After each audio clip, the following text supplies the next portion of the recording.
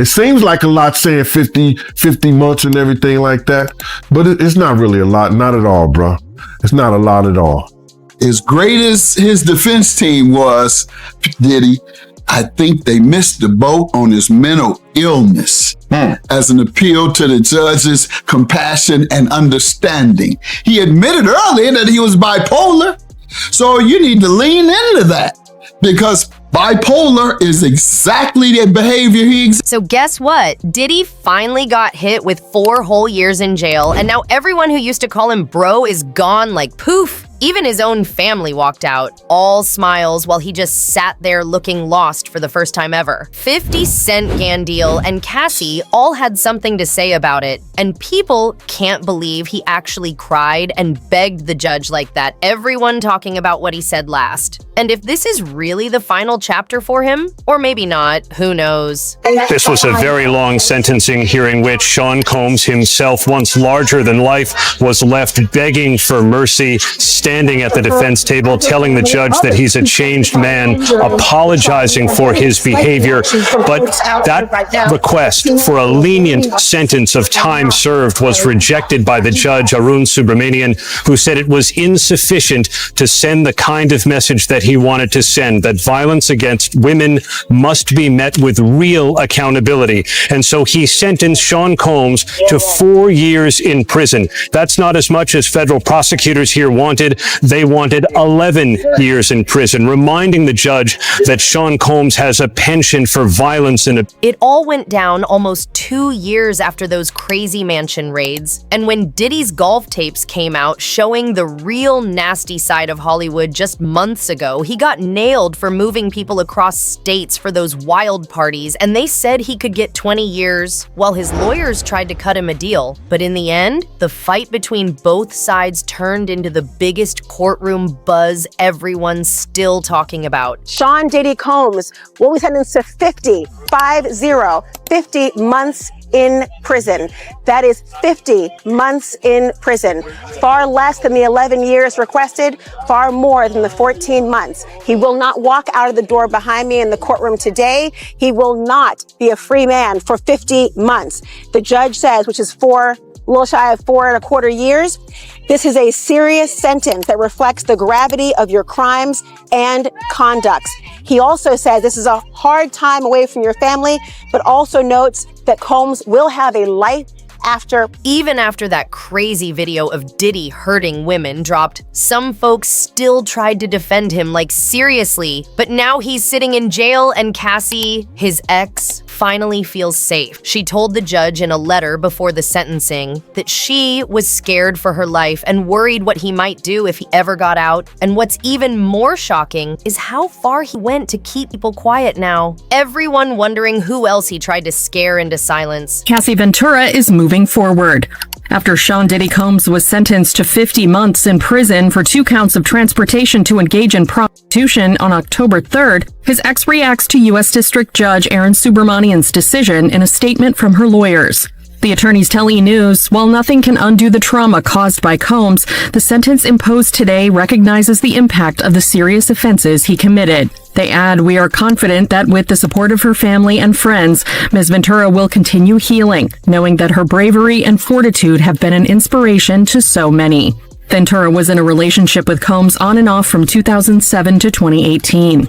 In addition to his over 4 years in prison, Combs was handed 5 years of supervised release and a fine of $500,000. Ahead of his sentencing, Combs, who was acquitted on sex and racketeering charges during his federal trial, expressed remorse for, quote, all of the hurt and pain he caused others through his conduct in a letter to the judge. He wrote in the filing, obtained by NBC News October 2nd, "I lost my way. I got lost in my journey, lost in the drugs and the..." After all that mess, Cassie Ventura is finally trying to move on now that Diddy got 50 months behind bars for 2 counts of moving people for those dirty parties. And on top of that, he got 5 years of supervised release and a $500,000 fine. Her lawyers said the sentence proves how serious his crimes were, even if nothing can undo the trauma she went through. They said, Cassie is healing with her family and friends standing by her, and her courage has inspired so many. She was with with Diddy on and off from 2007 to 2018. And before his sentence, he told the judge he was sorry, said he lost his way, got caught up in drugs and excess. But deep down, everyone knows no words can clean up what really happened. Judge Submaranian. Now, he posts this as a text message. I don't know if this was a text message to his lawyer,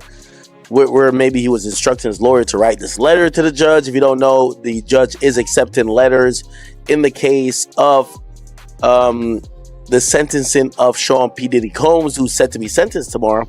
And 50 Cent decided to write his letter to the judge as well. If you don't know, at this point, I think it's abundantly clear that 50 Cent is the baby father of the child that belongs to not only 50, but the woman that is identified as Jane Doe. That woman, I think we now know, is Daphne Joy. So Daphne Joy's baby daddy is 50 Cent. So maybe there's a reason and there's some relevance here for 50 to have somewhat of a letter being sent to the judge. Why? Well, one of the two victims, or the main two victims, which is victim one, we all know is Cassie, but victim two is known as Daphne Joy. Who's Daphne Joy's baby father? 50 Cent. So he writes a letter and he says, "Dear Judge Submaranian, I've had an ongoing dispute with Puffy for over 20 years. He's very dangerous. Multiple times I have feared for my life. I think you should consider the safety of the general public, Your Honor, before unleashing him upon them. There hasn't been enough time for him to reform or make any adjustments, despite his trying to teach a class in there." This is how you know he actually wrote this. This is bad grammar. Despite him trying to teach a class in there. As you're already aware, the government has spent maximum amount of money on deploying federal agencies, which appear to be an army, in two locations simultaneously. Later, his sons, who's dealing with his own R-word allegations, claimed that the feds had hit the wrong house. Anyway, Diddy's only going to return to hiring more male s***ers and keep most of the baby oil away from the general public, and babies needed. My Netflix doc on this scandalous. Diddy's kids really shocked everyone when they begged the judge to go easy on him. They called him their hero and said he was the one who always kept them safe, even when everything was crashing down. About their father at his sentencing hearing. And they honestly don't have a lot of time to say much, but they were given a little bit of time to say something. Quincy starts off by saying he's transformed. He will not jeopardize his freedom again. As his children, we wish to heal together. Next up is Diddy's son, Justin. I ask you to give my father a second chance. My father is my superhero. My father always told me to believe in God. Talk to my father every day, every other hour. Next is Christian Combs. I am the one who most resembles my pops, my mannerisms. My whole life I studied my dad up and down. He's the greatest man in the world, my superhero. He told me to treat women like a queen, and I do. I see in his eyes, as his twin, that he has changed. My name is Jessie Combs and I am 18 years old, and she cries. When my mother passed away, I was just a little girl. I remember my dad sitting us down. It helped me survive when I just wanted my mom. My name is Chance Combs, his daughter. He's changed, and she starts crying. Sorry, he speaks with a clear mind. My name is Delilah Combs. We watch our 2-year-old sister. She cannot grow up fatherless. Honor, please. And she starts crying. Let us move forward, not as a headline, but as a family. The judge says, "Thank you all. This is important for me to hear." After the judge gave the final word, things took a weird turn because Diddy's own kids walked out smiling like they didn't care. And word is, Diddy didn't even glance at them. People now think he used his kids to play the sympathy card since his lawyers showed videos of him being a sweet dad and even called him some kind of civil rights hero trying to lift up the black community. But that didn't fool anyone because so many young artists said he hurt them. One singer, Aubrey Ode, even posted online, warning others to walk away from anyone in power who crosses lines, saying no. Dream is worth that pain. And the craziest part, Diddy was so sure he'd be free. He already had Miami plans set, but when the truth hit, he just dropped to his knees and started crying like his whole world crashed. Cried a lot today. When his children were just sobbing, you could tell he was on the verge of crying when they were begging, please please give my father a chance. Please show my father mercy. And then he turned around. He told his kids he failed them. He cried. He turned on his mom. He said, I failed you, Mom. I cried. He kind of just exasperatedly put his head in his hands. So by the time all of that had played out and we got to the reading of the arguments or the rationale why Judge Submaranian imposed the sentence of 4 years and 2 months, he was saying things like the statute requires a significant sentence. This evidence was massive in terms of the coercion. So when family members started to see it was going down that road, the children were stone-faced when the verdict was read. He was stone-faced. The only person who really showed emotion was Dana Tran, the mother of his youngest child. She could see it coming. She just started burying her head in her hands. So this is done. This is over. Obviously, we can expect an appeal in this case. We'll have to see what happens, where what prison he will be assigned to when he is released from MDC. But I just cannot underestimate how dense this was, because his attorneys moved from making legal arguments to making personal pleas. Even Nicole Westmoreland, a high-powered attorney from Atlanta, she started off saying what he had done for the Black community, how he broke barriers in hip-hop and hip-hop clothing, and in brand partnership with his spirits industry. Then she started to speak about how he personally inspired her. She got emotional. Never seen a defense attorney pretty much cry or sob or be so emotionally wrought through addressing the court. She didn't have any tears, but it was very labored. Like, you could tell she was holding back tears the entire time. Brian Steele, Mark Agnifilo, Xavier Donaldson, like, he's got a big team of attorneys, and you can tell this is kind of like a family environment in the courtrooms. So when the verdict was read, they responded in kind, like a family would. His defense team and his children, he just walked out. He didn't really address them after court like he typically does. He said something to his mother and he left. Before the judge even made a move, Diddy and his crew went all out trying to make him look good. His family sent letters, and even 15 inmates from the prison jumped in saying he changed their lives and was some kind of role model. But honestly, who's buying that story? Like, why would a bunch of inmates suddenly start praising a billionaire facing assault charges? Sounds fishy, right? Prosecutors are asking for a substantial sentence of just over 11 years, writing it's needed because Combs is unrepentant, that he largely conceded his conduct, the violence, domestic abuse, drug use, and distribution, and bribery. Former girlfriend Cassie Ventura, who testified at trial, submitted a victim impact letter that reads in part, quote, "My worries that Sean Combs or his associates will come after me and my family is my reality." She says they moved, and she is, quote, "keeping as private and quiet as I possibly can because I am so scared that if he walks free, his first actions will be swift retribution towards me and others who spoke up about his abuse at trial." We spoke with attorney Rich Schoenstein, who is not involved in the case. Combs has no prior criminal history,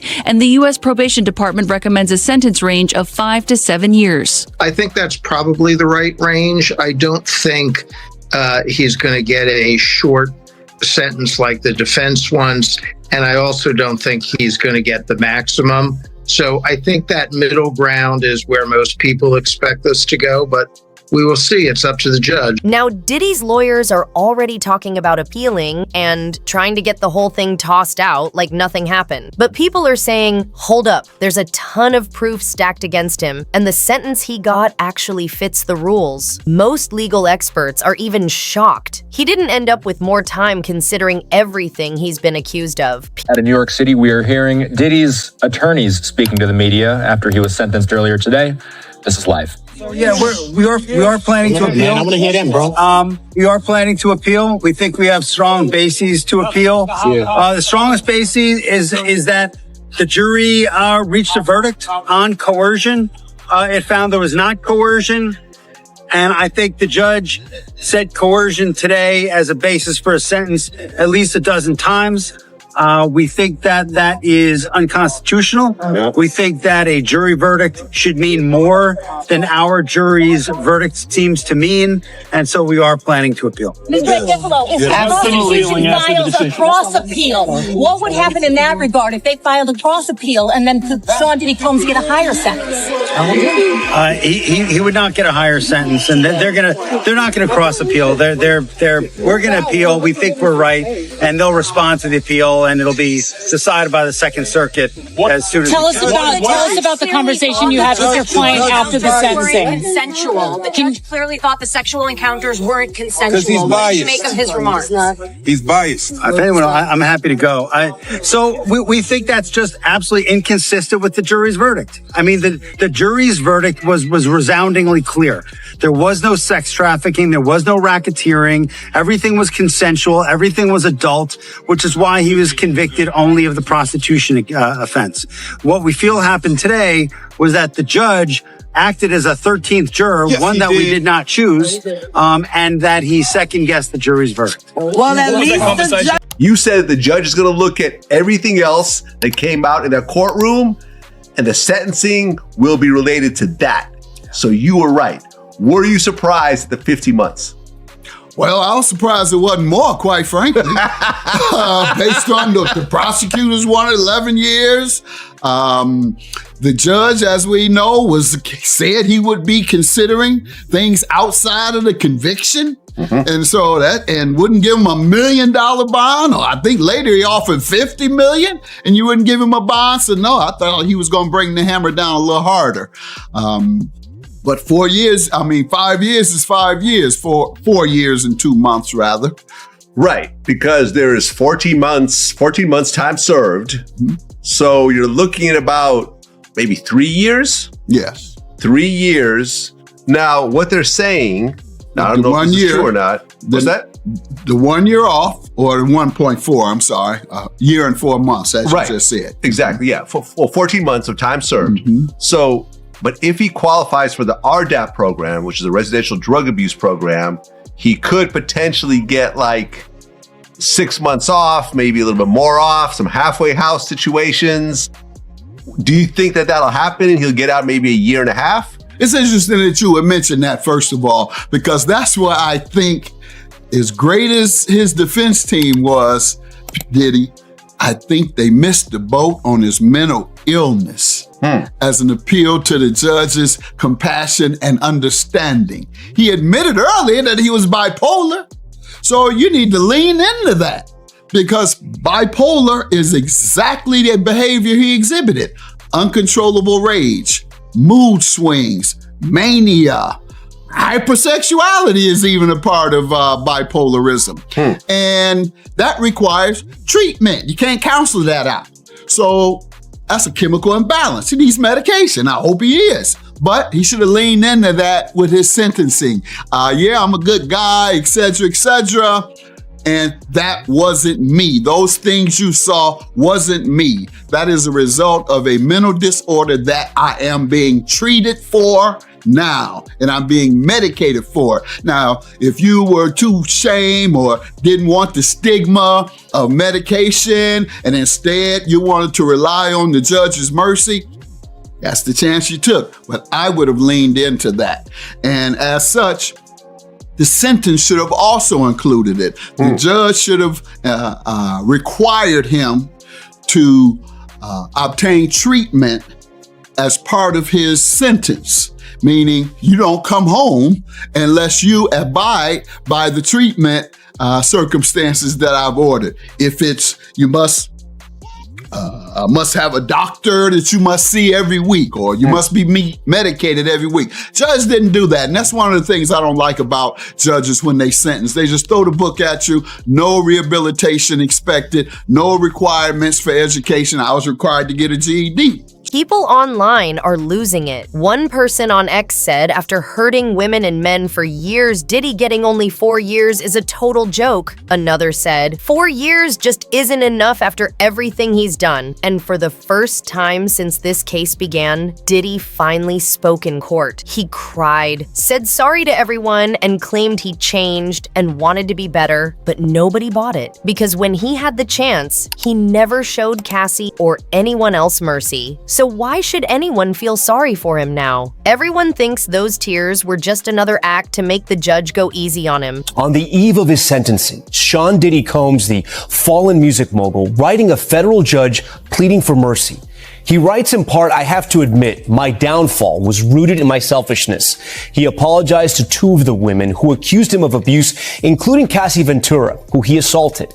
This as prosecutors are asking for an 11-year prison sentence for Combs after he was found guilty of 2 counts of transportation to engage in prostitution.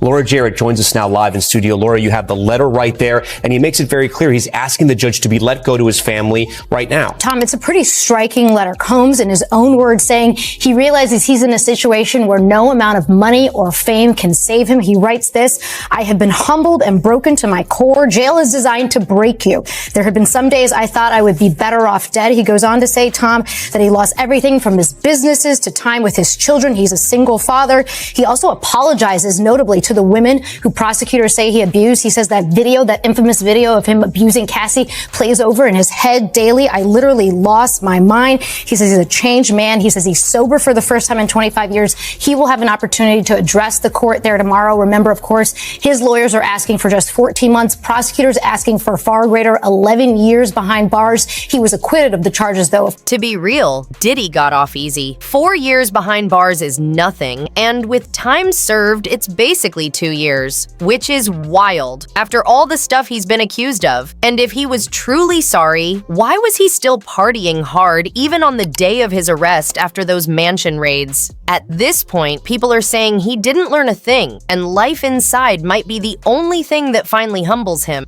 It is exactly what I said on my show. I said, Diddy gonna end up doing 24 months in prison. The judge gave him 50 months, but you gotta realize he already had 14 months in it, practically, and he's going to get credit for 2 months of that 14 months. That give him 16 months. He's gonna do 24 months, which is gonna give him about 30 months because he only had to do 85% in the feds, and he goes to probably a halfway house. So he got off like a fat rat in a cheese factory. But for a dude like Diddy going to jail and spending all that time, you know, I'm not saying it's going to be rough or nothing like that, because his former president of Bad Boy, Kirk Burrows, with the federal jail. You understand? Lil' Kim with the federal jail. So, you know, because the type of dude he is, you know, he'll make it, he'll be all right. And plus they gonna send him to a camp, bruh. He'll be in somebody camp or somebody dormitory, whereas that it'll be real light for him. So, you know, he'll see the streets back again in 24 months. He'll be out within 2 years. It seems like a lot saying 50 months and everything like that, but it's not really a lot, not at all, bruh. It's not a lot at all. You know what I'm saying? I know for an executive, somebody who's been a jet setter, somebody who's been going all around the world, been in all kind of, you know, stadiums, galas, and living in mansions. You know, it's a lot of people who lived in mansions that's in federal jail. You know, you got Senator Melendez from Jersey in jail. You got a lot of them in jail doing way more time than him. You know what I'm saying? So he'll be all right, man. I think that, you know, he got off like a fat rat in a cheese factory, bro. You know what I'm saying? After everything that went down, one witness from Diddy's trial who said he got paid to do those gross acts. With Cassie said, the sentence finally gave him a bit of peace. The victims say nothing can erase what happened, but at least the truth is finally being seen. The same truth Diddy fought so hard to bury for years. This has been a huge part of my life also, you know, in terms of the way it changed things and influenced stuff. And I think for me, it's almost like a form of closure. I understand everything was just the truth. It was just the truth. I didn't deviate from anything that happened. And the only thing that's different now is as time moves on, I didn't realize how impactful my testimony ended up being. You know, a lot of people have said that my testimony could have been very influential in him getting acquitted and stopping the sex and at least the RICO charges. So just understanding that I might have been that impactful is just kind of like a wow moment. I'm really hoping for time served. And the reason why I'm hoping for that is, even with my testimony, walking out of the trial, I said, well, this is my isolated experience. But for some odd reason, a lot of the male sex workers started reaching out to me.